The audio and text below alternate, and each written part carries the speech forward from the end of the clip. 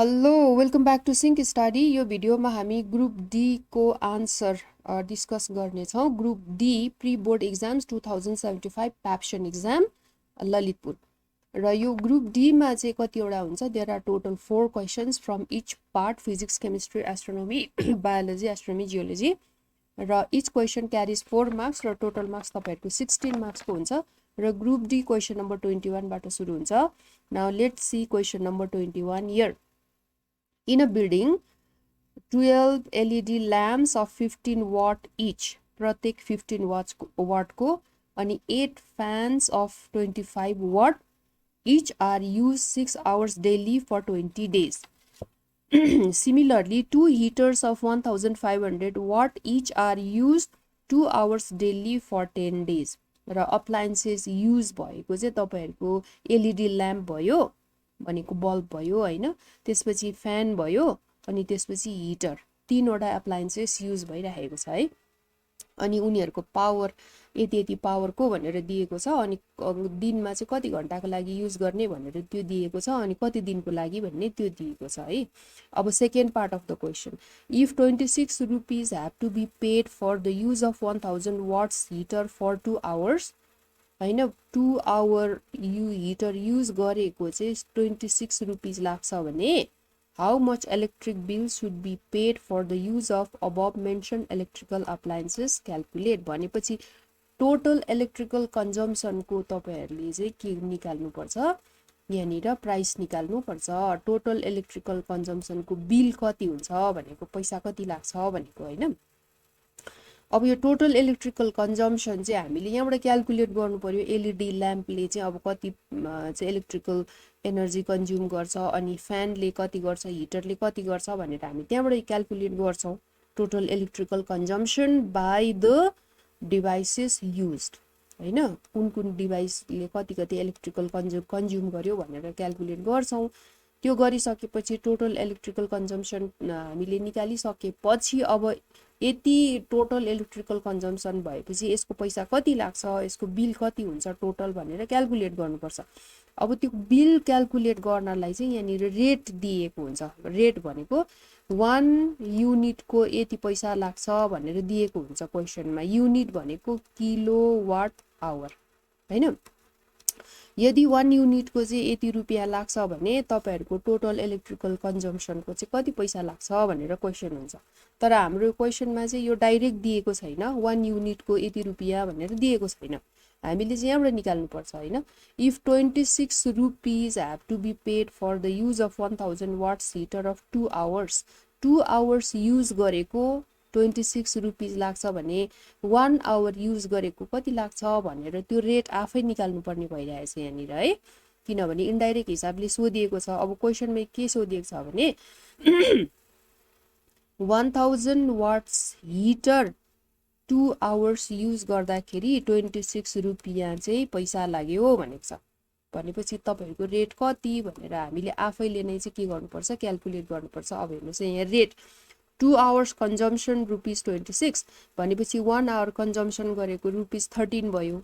भनेपछि 1 our consumption भनेको खासमा यो 1 युनिटको चाहिँ 13 रुपीज हो भनेर भनेको खासमा चाहिँ यो हैन। तर यो कसरी आयो भन्दाखेरि अब अझै बुझ्नुस्, यहाँनिर क्वेसनमा 1000 वाट्स को हिटर, 1000 वाट को हिटर चाहिँ कति घण्टा बालिएको छ, 2 आवर्स बालिएको छ, त्यसको 26 रुपीज र 1 आवर बालेको तपाईलाई 13 रुपीज। र कुनै पनि डिभाइस अफ 1000 वाट 1 आवर चाहिँ चल्छ भने 1 आवर चाहिँ युज हुन्छ भने यो यति बेला गरिएको इलेक्ट्रिकल कन्जम्सन 1000 वाट को डिभाइसले 1 आवर सम्म कन्ज्युम गरेको इलेक्ट्रिकल एनर्जीलाई चाहिँ 1 किलोवाट आवर भनिन्छ, भनेको 1 युनिट। Okay 1 unit. यो तपाईहरुले यसरी यहाँ बुझ्नु पर्यो। हिटर 1000 वाट को छ र यो 1 आवर युज भयो भनेपछि यो 1 युनिट हो हैन। अनि भनेपछि अब क्वेसनमा हामीलाई 2 आवर्स दिएको छ, रुपीज 26 लाग्यो, 1 आवर युज गरेको 13 रुपीज भनेपछि 1 आवर हिटर 1000 वाट को हिटर 1 आवर युज गरेको 13 रुपीज लाग्यो भनेको यो हैन है। भनेपछि अब 1000 वाटको हिटर 1 आवर चाहिँ युज हुनु भनेको यो 1 किलोवाट आवर हो भनेको 1 युनिट हो। भनेको मतलब 1 युनिटको चाहिँ तपाईको ₹13 लाग्यो भनेर भनेको भनेपछि रेट चाहिँ ₹13 भनेर हामीले बुझ्यौं। अब 1 आवर कन्जम्सनको ₹13 भनेर, अथवा अब हामीले चाहिँ 1 युनिटको चाहिँ ₹13 भनेर हामीले यहाँबाट बुझ्यौं। ओके, र रेट चाहिँ ₹13 हो भने भनेको 1 युनिट इलेक्ट्रिसिटी कन्जम्सनको चाहिँ ₹13 हो भने टोटल बिल कति हो भनेर हामीले यहाँबाट क्याल्कुलेट गर्छौं है। अब त्यो गर्नुभन्दा पहिला चाहिँ टोटल इलेक्ट्रिकल कन्जम्सन हामीले चाहिँ के गर्नु पर्यो, यहाँनिर चाहिँ हामीले क्याल्कुलेट गर्नु पर्यो हैन। अब 3टा डिभाइस दिएको छ नि, बल्ब दिएको छ, फ्यान दिएको छ, हिटर दिएको छ हैन। 3टा डिभाइस युज गर्दाखेरि टोटल इलेक्ट्रिकल कन्जम्सन कति हुन्छ त्यो क्याल्कुलेट गर्नु पर्यो। अब त्यो गर्नलाई चाहिँ इलेक्ट्रिकल कन्जम्सनको फर्मुला PTN, इलेक्ट्रिकल कन्जम्सनको फर्मुला PTN, तपाईहरुले यो चाहिँ फर्मुला चाहिँ सम्झिनु होला है। PTN, P भनेको पावर इन किलोवाट, पावरलाई किलोवाटमा तपाईहरुले क्याल्कुलेट गर्नुपर्छ।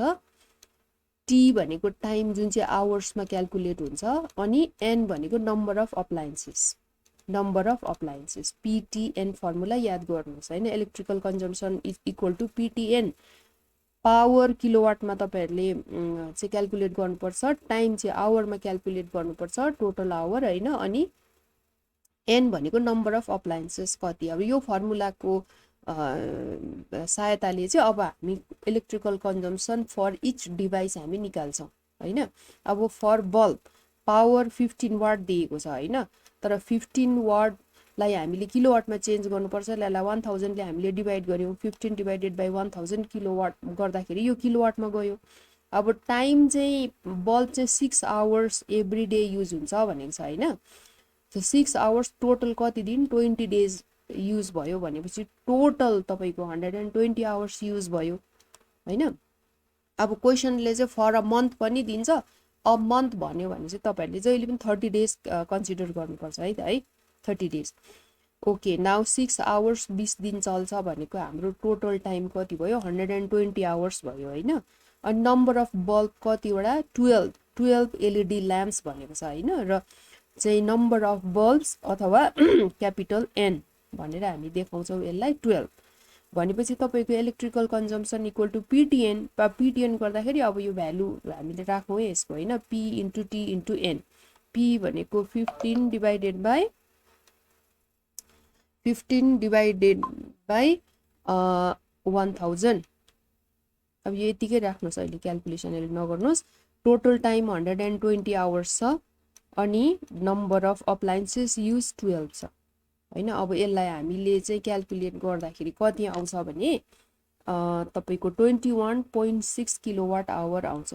21.6 kilo small k capital W small h भनेको युनिट है, किलोवाट आवर भनेको युनिट हो यो, र 21.6 किलोवाट आवर आयो हैन। त्यसै गरेर फ्यानको लागि हेरौं, पावर 25 वाट छ, यसलाई किलोवाटमा कन्भर्ट गर्नुस्। 25 डिवाइडेड बाइ 1000 गर्यो भने किलोवाटमा गयो यो। अब फ्यान पनि 6 आवर्स एभ्री डे युज गर्दाखेरि 20 डेज युज हुन्छ भनेको छ हैन। त्यो गर्दाखेरि टोटल टाइम 120 आवर्स भयो। अब नम्बर अफ फ्यान कतिवटा, 8 युज हुन्छ भनेको छ हैन, फ्यान 8 हैन, 8 फ्यान भन्न N इक्वल टु 8 आयो भनेपछि अब इलेक्ट्रिकल कन्जम्सन फर फ्यान कति हुन्छ, अब यहाँ क्याल्कुलेट गरौँ। 25 डिवाइडेड बाइ 1000 इन्टु टाइम कति भयो, 120 आवर्स भयो। अनि नम्बर अफ अप्लायन्सेस 8 गर्दाखेरि हामीले यो क्याल्कुलेसन गर्दा हामी कति पाउँछौं भने अब यो फ्यानको कति भयो भने 25 डिवाइडेड बाइ 1000 इन्टु 120 इन्टु 8 गर्दाखेरि 24 आउँछ। तपाईहरुले आफै पनि क्याल्कुलेसन गर्नुस्। यो किलोवाट आवर भयो भनेको युनिट हैन, यसलाई युनिट लेखे पनि हुन्छ, किलोवाट नलेखेर। ओके, अब हामी हिटरमा आयौं हैन। हिटरको पावर 1500 वाट, 1500 लाई हामीले 1000 ले डिवाइड गर्नुपर्छ, so that it goes to kilowatt हैन। अनि त्यसपछि टाइम चाहिँ 2 आवर्स एभ्री डे, 10 दिनको लागि भन्दाखेरि यो 20 आवर्स भयो टोटल टाइम फर हिटर। अब नम्बर अफ अप्लायन्सेस कतिवटा हिटर, दुईटा हिटर युज गर्यो भनेपछि 2 भयो। अब इलेक्ट्रिकल कन्जम्सन फर हिटर अब हामीले यहाँ क्याल्कुलेट गरौँ। त्यो गर्दाखेरि कति आयो, 1500 divided by 1000 into 20 hours into 2 गर्दाखेरि तपाईको कति क्याल्कुलेसन यहाँ आउँछ भने 60 आउँछ 60 युनिट आउँछ अथवा किलोवाट आवर 60 युनिट अथवा किलोवाट आवर है। अब भनेपछि हामीले इलेक्ट्रिकल कन्जम्सन तीनैवटा डिभाइसको पाइसक्यौं हैन। बल्बको 21.6 पायौं अनि त्यसपछि फ्यानको 24 पायौं त्यसपछि हामीले हिटरको 60 वाट पायौं। अब टोटल इलेक्ट्रिकल कन्जम्सन हामीले निकालौं टोटल 21.6 तीनैवटाको टोटल सम निकालौं न अब हैन एडिसन एड गरौं 21.6 प्लस कति छ अब 24 छ अनि प्लस 60 छ है। यो गर्दाखेरि कति आयो टोटल इलेक्ट्रिकल कन्जम्सन 105.6 आयो है 105.6 युनिट आयो अथवा किलोवाट आवर हैन। आफै पनि क्याल्कुलेसन गर्नु होला अब कोही बेला क्याल्कुलेसन भन्ने हो यताउता मिस हुन सक्छ 105.6 युनिट आयो हैन। अब टोटल इलेक्ट्रिकल कन्जम्सन 105.6 युनिट आयो है। अब टोटल यति भएपछि यसको बिल कति हुन्छ भन्ने क्वेशन छ हैन।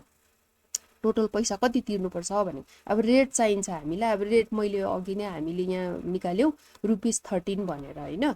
भनेपछि 1 युनिटको ₹13 हो भने 105.6 युनिटको कति भनेर बुझ्नु पर्यो हामीले।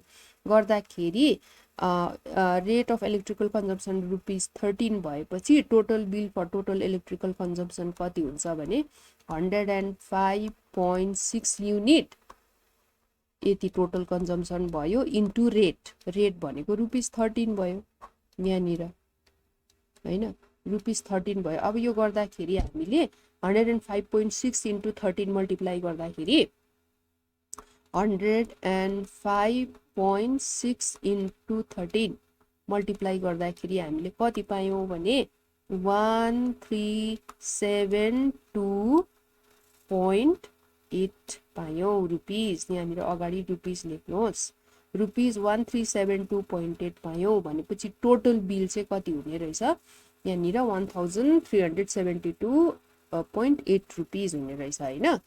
अब भनेपछि अब तपाईहरुले यहाँनिर आन्सर स्टेटमेन्ट लेख्नुपर्छ लास्टमा हैन। Therefore total bill for total electrical consumption is ₹1372.8 भनेर तपाईहरुले आन्सर स्टेटमेन्ट लेख्नुहोस्। यो अनिवार्य हुन्छ है। क्लोजिङ लाइन एकदम राम्रो लेख्नुपर्छ तपाईहरुले क्लोजिङ स्टेटमेन्ट र आन्सर लास्टमा आन्सर स्टेटमेन्ट लेख्नुपर्छ। Total bill for total electrical consumption is ₹1372.8 भनेर। Okay so this is for question number 21। अब क्वेशन नम्बर 22 यो टेबल दिएको छ। अब यो टेबलमा क्वेशन्सहरु छ है केमिस्ट्रीबाट। Which metal has valency 3 among above. Valency कुन चाहिँ जुन ग्रुप 3 मा एलिमेन्ट्स हुन्छ उसको भ्यालेन्सी 3 हुन्छ। सिधा सिधा गर्नु हैन। ग्रुप 3 एलिमेन्ट्स को भ्यालेन्सी 3 एल्युमिनियम र बोरोन। यहाँ बोरोन भयो यो एल्युमिनियम भयो सिधा सिधा है। Which element is more active between oxygen and sulfur? Why? Oxygen र sulfur मा यो दुईटामा कम्पेयर गर्दा which one is more active भनेको छ।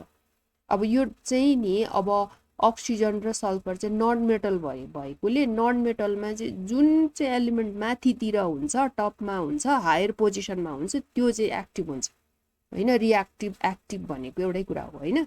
अब यो किन भन्दैछ किन भन्दाखेरि element oxygen is more active between oxygen and sulfur because oxygen has smaller atomic size. अब जुन चाहिँ माथितिर हुन्छ त्यसको चाहिँ स्मलर एटोमिक साइज हुन्छ हायर पोजिसनको। अनि नन मेटलको केसमा चाहिँ स्मलर एटोमिक साइज भयो भने इलेक्ट्रोन गेन गर्नलाई सजिलो हुन्छ। Smaller atomic size easier to gain electron. That is why non मेटलमा चाहिँ जसको एटोमिक साइज सानो हुन्छ उ चाहिँ धेरै रिएक्टिभ हुन्छ। भनेपछि जुन चाहिँ एलिमेन्ट हायर पोजिसनमा छ उसको एटोमिक साइज चाहिँ के हुन्छ सानो हुन्छ अनि त्यो भएर चाहिँ के हुन्छ उ चाहिँ धेरै रिएक्टिभ हुन्छ। यस्तो हुन्छ नि त अब हैन। ग्रुपमा चाहिँ जति तलतिर गयो त्यति एटोमिक साइज बढ्दै जाने हो नि त। त्यो भएर oxygen is more reactive. Okay now question number C. What change in atomic size is found when we move from sodium to rightward? and what effect does it cause on the reactivity of the elements? सोडियमबाट हामीले दाहिनेतिर move हुँदाखेरि atomic size के हुन्छ अनि त्यसले चाहिँ रिएक्टिभिटीमा के असर गर्छ भनेर क्वेशन छ हैन सोडियमदेखि राइटवर्ड मुभ हुँदाखेरि चाहिँ एटोमिक साइजमा के कस्तो हामीले चेन्ज देख्छौं अनि त्यसले चाहिँ के रिएक्टिभिटीमा के असर गर्छ भन्ने क्वेशन हो हैन अब सोडियमबाट हामीले राइटवर्ड मुभ हुँदाखेरि के हुन्छ एटोमिक साइज गेट्स स्मलर यो सानो सानो हुँदै जान्छ है किन इलेक्ट्रोन नम्बर बढ्दै जान्छ कि आउटर मोस्ट अर्बिटमा अनि साइज चाहिँ सानो हुँदै जान्छ यसो हैन अब जति साइज सानो हुँदै जान्छ नि अब के हुन्छ भने रिएक्टिभिटीको केसमा मेटलमा हो भने चाहिँ रिएक्टिभिटी घट्यो किनभने एटोमिक साइज सानो भएर गयो तर नन मेटलको केसमा हो भने चाहिँ रिएक्टिभिटी के भएर गयो यो बढेर गयो किनभने नन मेटलमा स्मलर एटोमिक साइज चाहिँ रिएक्टिभ हुन्छ मोर रिएक्टिभ हुन्छ हैन त्यो भएर when we move from sodium to rightward the atomic size decreases तपाईहरुले यो चाहिँ एकदम सम्झिनु होला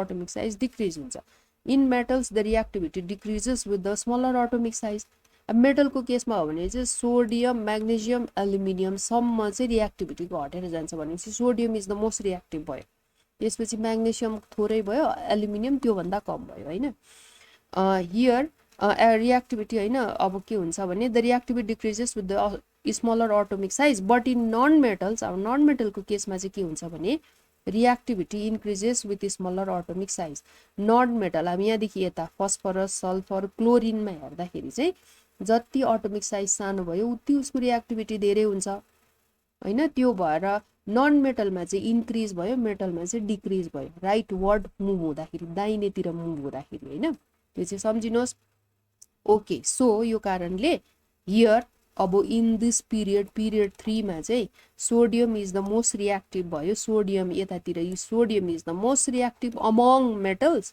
chlorine is the most reactive among non metals okay र तपाईहरुले यसरी सम्झिनुहोस् right important question interesting important question छ यो पिरियोडिक टेबलको okay question number 23 sketch a neat diagram of neuron and label the parts अब यो डायग्राम दिएको छ अनि पार्ट्स लेबल गर्नुपर्छ अब यो चित्र चाहिँ स्क्रिनमा यो ड्र राम्रो छैन यो this is not a good diagram तपाईहरुले चाहिँ आफ्नो कपीमा बनाउँदा एकदम सुन्दर डायग्राम बनाउनु पर्ने हुन्छ र चाहिँ एकदम लेबलिङहरु राम्रोसँगले सिधा सिधा लेख्नु पर्ने हुन्छ सबै वर्डहरु है अक्षरहरु सिधा सिधा लेख्नु पर्ने हुन्छ र त्यसरी गर्नुपर्छ प्रेजेन्टेसन राम्रो देखाउनु होला आफ्नो कपीमा प्रेजेन्टेसन म्याटर्स अ लट है एक्जामिनरले प्रेजेन्टेसनलाई एकदम चाहिँ प्रेजेन्टेसनले फरक पार्छ which carry impulses to the cell body or cyton cell body भनेको यो हो अब कुन चाहिँले चाहिँ इम्पल्स सेल बडीमा ल्याउँछ अनि कुन चाहिँले चाहिँ लगेर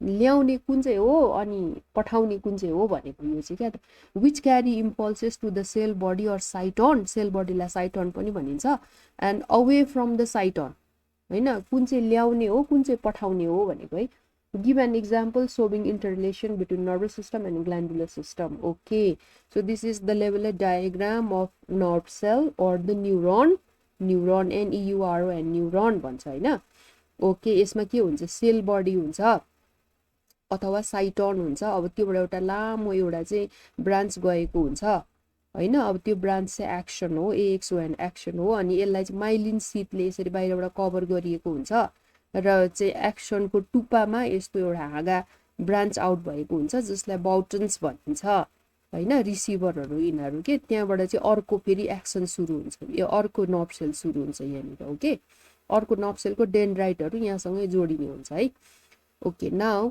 यु सी अब यो सेल बडीबाट चाहिँ दुई प्रकारको ब्रान्चेस इमर्ज भएको हामीले देख्यौं ग्रो भएको हैन एउटा चाहिँ छोटो खालको जुन चाहिँ डेन्ड्राइट्सहरु भयो थुप्रै छ यो सबै हाँगाहरु के हो डेन्ड्राइट्सकोहरु भयो ब्रान्चेसहरु है त्यसपछि एउटा लामो चाहिँ एक्सन भयो हैन अनि यो सानो स्मलर ब्रान्चेसलाई चाहिँ सर्टर ब्रान्चेसलाई चाहिँ डेन्ड्राइट्स भनिन्छ सिंगललाई डेन्ड्रोन प्लुरललाई डेन्ड्राइट्स अब थुप्रै थुप्रै भएकोले डेन्ड्राइट्स भन्यो हैन अब यो डेन्ड्राइट्सहरुले चाहिँ मेसेज रिसिभ गर्छ के उनले चाहिँ मेसेज उता अर्को सेल बडीबाट रिसिभ गरेर त्यो चाहिँ सेल बडीमा भित्र ल्याउँछ यहाँनिर सेल बडीलाई मेसेज दिन्छ एक्सनले चाहिँ के गर्छ सेल बडीबाट मेसेज लगेर जान्छ के पठाउँछ उता हैन बाहिर निकाल्छ okay dendrite receive action gives away carries away the message to the next neuron or the nerve cell यो तपाईहरुले सम्झिनुहोस् this is the diagram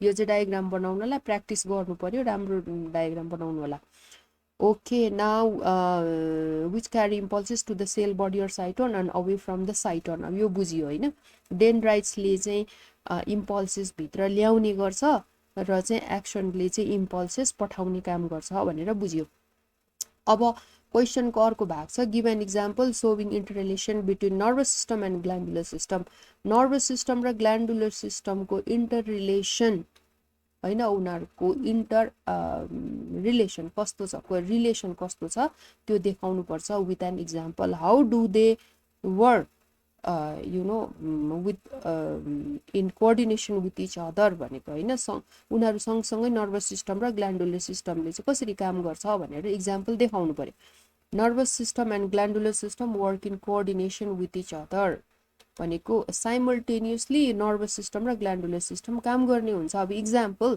when we face danger fear or anger अब हाम्रो यो स्ट्रेसफुल कन्डिसनमा चाहिँ टेन्सन जति बेला tension हुन्छ मान्छेलाई डेन्जर फियर एंगर हुन्छ नि एउटा इमोसनल अनि मेन्टल स्ट्रेस क्राइसिसको बेलामा चाहिँ our mental and emotional condition come under pressure and we feel stressful हैन हामी एकदम टेन्स फिल गर्छौं हैन त्यतिखेर नर्भस सिस्टम एकदम अन्डर प्रेसरमा हुन्छ नि अब हैन at this time nervous system triggers the adrenal gland अब एड्रिनल ग्ल्यान्ड ट्रिगर गर्छ नर्भस सिस्टमले एक्टिभेट गराउँछ अनि adrenaline hormone is secreted adrenal gland activate भएपछि उले एड्रिनलिन हार्मोन सिक्रेट गर्छ अब यो सिक्रेट गरेपछि यो हार्मोनले चाहिँ के गर्छ भने अब यो इमर्जेन्सी सिचुएसन जुन चाहिँ नर्भस सिस्टमले फेस गरिरहेको छ त्यसलाई चाहिँ डिल गर्न सहायता गर्छ is secreted to deal with this emergency situation अब यो त इमर्जेन्सी सिचुएसन नर्मल सिचुएसन होइन नि जब हामी एकदम डराइरहेको हुन्छौं त्यो त इमर्जेन्सी सिचुएसन हो हैन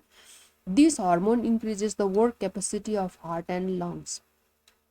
र एड्रिनलिन हार्मोनले चाहिँ हार्ट एन्ड लङ्सको वर्किङ क्यापेसिटी सब हाम्रो बढाइदिन्छ ब्लड भेसल्सहरु हाम्रो ब्लड फ्लोहरु सबै स्पिड गराइदिन्छ हैन अनि by supplying more blood and oxygen हैन अब एकदम हार्ट बिट रेट छिटो हुन्छ सो दैट हाम्रो सर्कुलेसन छिटो हुन्छ अक्सिजन इन्टेक धेरै हुन्छ अनि यसले चाहिँ it provides energy to fight or flight अब यो हाम्रो फिजियोलोजिकल फंक्सन चेन्ज भएपछि अब यसले चाहिँ के गर्छ भने हामीलाई चाहिँ एनर्जी दिन्छ कि चाहिँ हामीले फेस गर्न फाइट गर्नु पर्यो कि चाहिँ हामीले फ्लाइट गर्न पर्यो भनेको चाहिँ कि चाहिँ स्केप हुनु पर्यो कि भाग्नलाई कि अथवा फेस गर्नलाई चाहिँ यसले एनर्जी प्रोवाइड गर्छ हैन त्यो भएर चाहिँ ग्ल्यान्डुलर सिस्टम र नर्भस सिस्टम चाहिँ कोअर्डिनेसनमा काम गर्छ हैन एकाअर्कामा सामञ्जस्यता मिलाएर काम गर्छ भनेको यो हैन सँगै काम गर्छ भनेको so that anyone for emergency physiological function can be conducted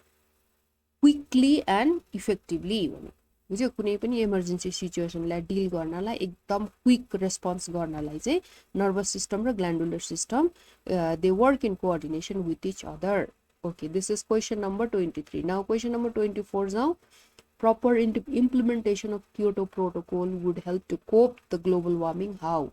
Clarify the cause of keeping Pluto in the group of dwarf planets. अब Kyoto Protocol को कुरा आयो यो climate change हैन यसको कुरा आयो अब Kyoto Protocol under United Nations है FNCC को अन्डरमा Kyoto Protocol was declared in 1997 in Kyoto, Japan. यो चाहिँ सुरुमा चाहिँ 1997 मा जापानमा चाहिँ के भएको थियो डिक्लेयर भयो. This was the first time when international community came together to tackle the global warming and climate change. अब यो फर्स्ट टाइम चाहिँ इंटरनेशनल कम्युनिटी हैन इंटरनेशनली यो चाहिँ के भयो इंटरनेशनल हेड्सहरु came together to tackle the global warming and climate change भनेको इंटरनेशनल लेभलमा यो चाहिँ क्लाइमेट चेन्ज को एड्रेस गरियो भनेको है यसलाई चाहिँ के गरियो यसको चाहिँ अब डिस्कसन गरियो भनेको according to the condition of the agreement यो एग्रीमेन्ट को कन्डिसन अनुसार के थियो भने industrialized nations agreed to reduce greenhouse gases emission by 5.2% lower than the level of 1990.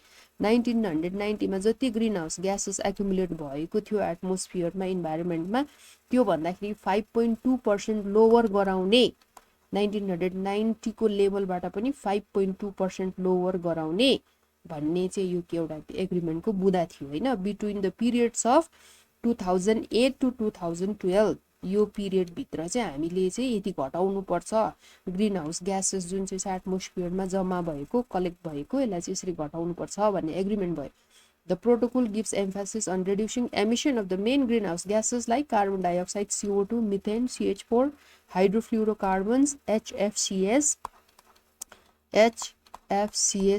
hydrofluorocarbons भयो, nitrous oxide, N2O भयो, sulfur hexafluorides, हैन सल्फर अक्साइड्सहरु हैन सल्फर हेक्साफ्लोराइड्स सो यो मेन ग्रीन हाउस ग्यासेस चाहिँ घटाउनु पर्छ भन्ने फोकस गरियो हैन The industrialized nations had to be responsible for at least 55% of total greenhouse emission into the atmosphere.